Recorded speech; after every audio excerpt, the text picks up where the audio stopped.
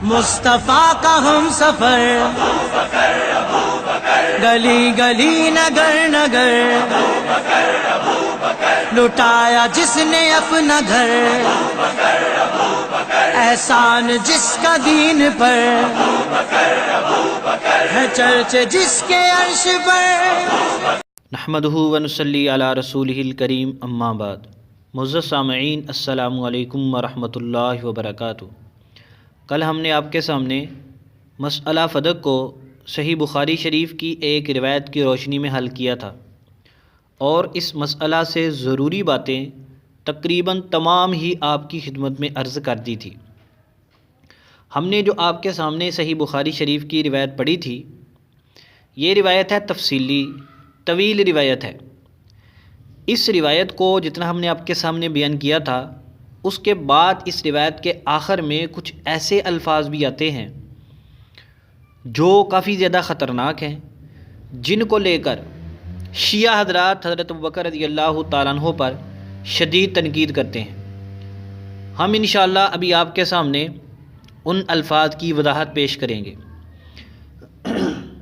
پہلی بات آپ یہ یاد رکھیں کہ صحیح بخاری شریف کی یہ روایت دو حصوں پر مشتمل ہے۔ ان میں سے ایک حصہ ہے حضرت عائشہ رضی اللہ تعالی عنہا کا ارشاد، اور دوسرا ہے امام زہری تابعی کا قول۔ حضرت عائشہ رضی اللہ تعالی عنہا کا ارشاد بالکل صحیح ہے، اس پر کوئی اعتراض نہیں ہوتا۔ دوسرا ہے امام زہری کا قول، اس میں بہت سی ایسی باتیں آ گئی ہیں جو دیگر صحیح روایات کے بالکل مخالف ہیں اور حقیقت کے بھی برعکس ہیں۔ اب چونکہ صحیح بخاری کے اندر روایت امام بخاری نے اکٹھی ذکر کر دی، دونوں حصوں کے درمیان کوئی فرق بیان نہیں کیا، جس کی وجہ سے معاملہ مشتبہ ہو گیا، اور پڑھنے والے یہ سمجھتے ہیں کہ پتہ نہیں یہ سارا ہی حضرت عائشہ رضی اللہ تعالی عنہا کا ارشاد ہے، حالانکہ بات اس طرح نہیں ہے۔ ابھی ہم آپ کے سامنے دلائل کے ساتھ واضح کر دیں گے اور کھول کر بتلا دیں گے کہ حضرت عائشہ کا ارشاد کتنا ہے، امام زہری تابعی کا قول کتنا ہے۔ یہ ذرا آپ دیکھیں صحیح بخاری شریف کی روایت 4240 نمبر۔ اس میں حضرت عائشہ راویہ ہیں، ان سے نیچے حضرت عروہ ہیں، ان سے نیچے ابن شہاب، اس سے مراد امام زہری ہیں تابعی۔ یہ آپ کے سامنے روایت ہے۔ انا فاطمہ سے لے کر یہ روایت چل رہی ہے حضرت فاطمہ رضی اللہ تعالیٰ عنہ کا سوال، حضرت ابوبکر رضی اللہ تعالیٰ عنہ کا جواب۔ اس کے آخر میں دیکھے لکھا ہوا ہے فوجدت فاطمۃ علی ابی بکر فی ذلک فہجرتہ فلم تکلمہ حتی توفیت۔ یہ روایت کے آگے جو الفاظ ہیں نا، فوجدت فاطمۃ علی ابی بکر فی ذلک فہجرتہ فلم تکلمہ، فہجرتہ سے آپ غور کریں، اس کا مطلب کیا ہے کہ جب حضرت ابوبکر کی بات حضرت فاطمہ نے سن لی تو انہوں نے حضرت ابوبکر رضی اللہ تعالیٰ عنہ سے بولنا چھوڑ دیا، ان سے کلام نہیں کیا اپنی وفات تک۔ ان کا انتقال ہو گیا، اور ان کے انتقال کے بعد ان کو حضرت علی رضی اللہ تعالیٰ عنہ نے رات کو دفن کیا، اور ان کے جنازے کی حضرت ابوبکر رضی اللہ تعالیٰ عنہ کو اطلاع ہی نہیں دی گئی۔ یہ جو الفاظ ابھی آپ کے سامنے میں بیان کر رہا ہوں، آپ ذرا غور کریں یہ کتنے خطرناک ہے کہ حضرت فاطمہ ناراض ہو گئیں اور اتنی سخت ناراضگی رکھی، وفات تک حضرت ابوبکر سے بات نہیں کی، اور رات کو دفن کیا گیا، اور حضرت ابوبکر کو ان کے جنازے کی اطلاع بھی نہیں دی گئی۔ اب اس روایت کے اس حصے کو لے کر رافضی حضرات کہتے ہیں دیکھو جی حضرت فاطمہ ناراض ہو گئیں، وفات تک بات نہیں کی، ان کو جنازے کی اطلاع بھی نہیں دی گئی۔ روایت کا یہ حصہ حضرت عائشہ رضی اللہ تعالی عنہا کا ارشاد قطعاً نہیں ہے، اور روایت کا یہ حصہ بالکل صحیح بھی نہیں ہے۔ اچھا، یہاں پر کوئی کہہ سکتا ہے یہ تو صحیح بخاری کی روایت ہے، اور آپ کہہ رہے ہیں کہ یہ صحیح نہیں ہے۔ جناب غور کریں، صحیح بخاری کی کون سی روایت صحیح ہوتی ہے؟ جو مسند ہو، جس کی مکمل سند بیان کی گئی ہو، متصل ہو، یعنی جو حضور پاک صلی اللہ علیہ وسلم کے ارشادات سندوں کے ساتھ موجود ہیں، صحابہ کرام کے آثار مکمل متصل سندوں کے ساتھ موجود ہیں، وہ بالکل صحیح ہیں۔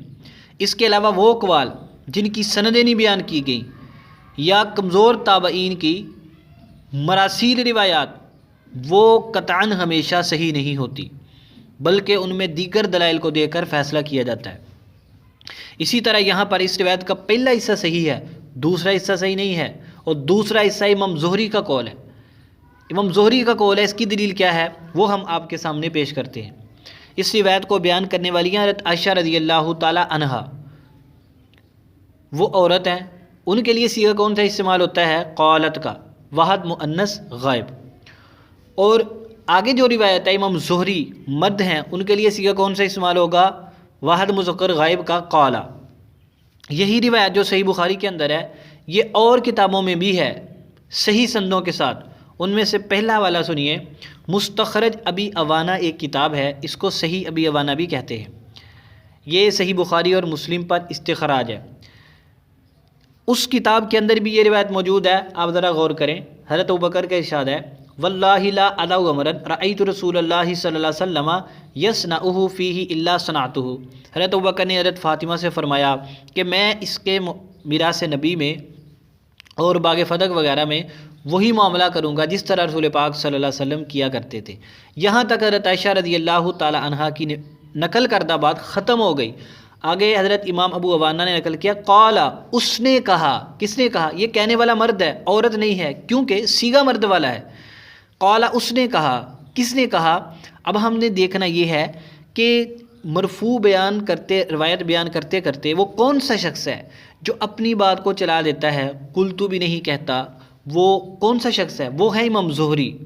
ان کو ادراج کی بڑی عادت تھی، یعنی یہ روایت بیان کرتے کرتے کبھی کبھی درمیان میں اپنا کوئی لفظ بول دیتے تھے، اور کبھی روایت کو مکمل کرنے کے بعد بطور تشریح کے، تفسیر کے، اپنی طرف سے باتیں بہت ساری بیان کر دیتے تھے جو ان کو معلوم ہوتی تھی۔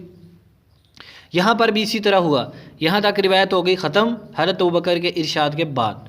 آگے جو ساری کہانی ہے کہ حضرت فاطمہ ناراض ہو گئیں، بولنا چھوڑ دیا، وفات تک بات نہیں کی، رات کو دفنایا گیا اور جنازہ بھی نہیں پڑھا، یہ ساری باتیں، یہ امام زہری کا قول ہے۔ یہ دیکھیں اس کی دلیل کیا ہے، ابو عوانہ میں ہے، قالا، اس نے کہا، کس نے کہا؟ زہری تابعی نے کہا، فہجرتہ فاطمہ، فاطمہ آپ کو چھوڑ دیا، فلم تکلمہ فی ذلک، حضرت ابوبکر سے اس بارے میں بات ہی نہیں کی، حتی ماتت، یہاں تک ان کا انتقال ہو گیا، فدفنہا علی رضی اللہ تعالی لیلا، حضرت علی نے آپ کو رات کو دفن کیا، ولم یؤذن بہا ابا بکر، اور حضرت ابوبکر کو اس کی اطلاع بھی نہیں دی گئی۔ یہ جو ساری باتیں یہ حضرت عائشہ کی نہیں ہیں، یہ امام زہری تابعی کی ہیں۔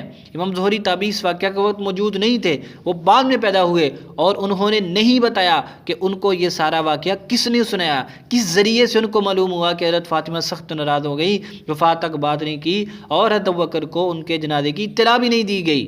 اور امام زہری کے بارے میں یہ کہیں نہیں لکھا ہوا کہ وہ ہمیشہ اپنے ثقہ استاد سے ہی بات لیتے تھے، بلکہ وہ بہت سارے ضعیف راویوں سے بھی روایت لیتے تھے، جس کی وجہ سے محدثین ان کی مراسیل روایات کو حجت نہیں سمجھتے، جیسا کہ ہم آپ کے سامنے بھی حوالہ پیش کرتے ہیں۔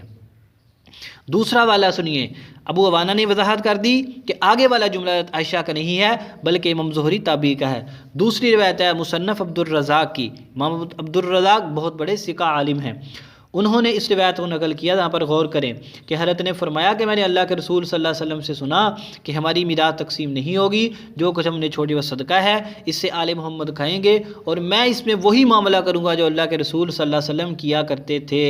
یہ بات ہو گئی، یہاں تک ختم، حضرت عائشہ کا ارشاد ختم ہو گیا جو انہوں نے حضرت ابوبکر رضی اللہ تعالیٰ عنہ سے نقل کیا ہے۔ قالا، آگے پھر وہی صیغہ آ گیا واحد مذکر غائب کا، مرد کی طرف ضمیر لوٹتی ہے، اس مرد نے کہا کہ فہاجرتہ فاطمہ، فاطمہ نے چھوڑ دیا، حضرت ابوبکر سے بات نہیں کی یہاں تک کہ ان کا انتقال ہو گیا، رات کو حضرت علی نے ان کو دفن کیا، اور ان کے جنازے کی حضرت ابوبکر کو اطلاع نہیں دی گئی۔ حضرت عائشہ کا ارشاد نہیں ہے، یہ بعد میں پیدا ہونے والے امام زہری تابعی کا قول ہے۔ مصنف عبد الرزاق جلد نمبر 5 روایت نمبر 9774۔ اب ذرا سنیے، یہ جو مصنف عبد الرزاق کی یہ روایت ہم نے آپ کے سامنے بیان کیا، اس کی سند کیا ہے؟ اس میں دیکھیں، عبد الرزاق ان معمر ان زہری ان عروہ ان عائشہ، پچھلی روایت حضرت عائشہ کی ہے، اور قالا والا جملہ آگے ساری روایت یہ امام زہری تابعی کا قول ہے۔ اب ذرا سنیے کہ جو امام زہری تابعی ہیں ان کی مراسیل روایات کے متعلق، کیونکہ یہ وہاں پر موجود تو نہیں تھے، ساری باتیں انہوں نے کسی اور سے سنی ہے، اس کو مرسل روایت کہتے ہیں تابعی کی۔ تو اب دیکھتے ہیں کہ محدثین ان کی مراسیل کے بارے میں کیا کہتے ہیں۔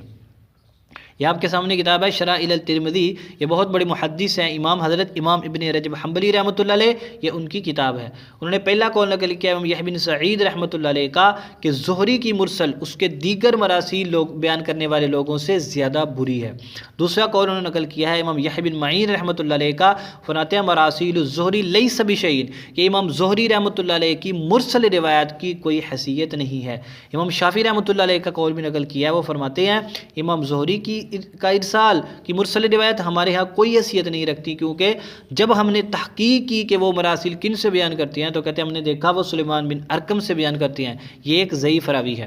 تو اب 3 محدثین کے ائمہ کے اقوال ہم نے آپ کے سامنے پیش کر دیے، اس کے علاوہ بھی بہت سارے محدثین کے اقوال ہیں کہ امام زہری رحمۃ اللہ علیہ کی مراسیل روایات بالکل حجت نہیں ہوتی۔